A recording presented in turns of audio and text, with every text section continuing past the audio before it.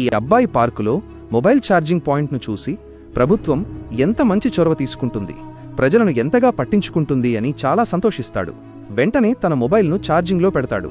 ఎందుకంటే తన మొబైల్ కూడా ఆగిపోయింది.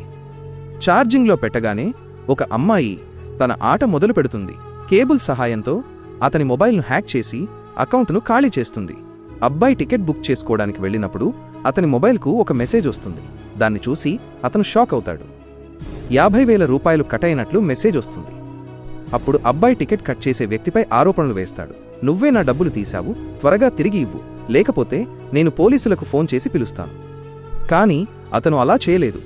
ఆగునైనా, నన్ను చూసి విస్మరించకు, లేకపోతే నీకు చెడు సమయం వస్తుంది.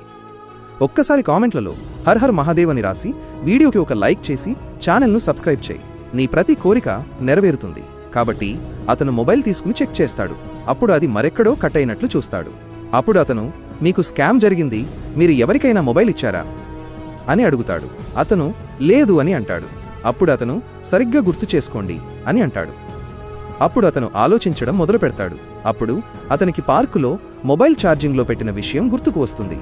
అప్పుడు అతను, మీ డబ్బు అక్కడే కట్ చేశారు, ఇప్పుడు వెళ్ళి పోలీస్ స్టేషన్లో రిపోర్ట్ రాయించండి అని అంటాడు.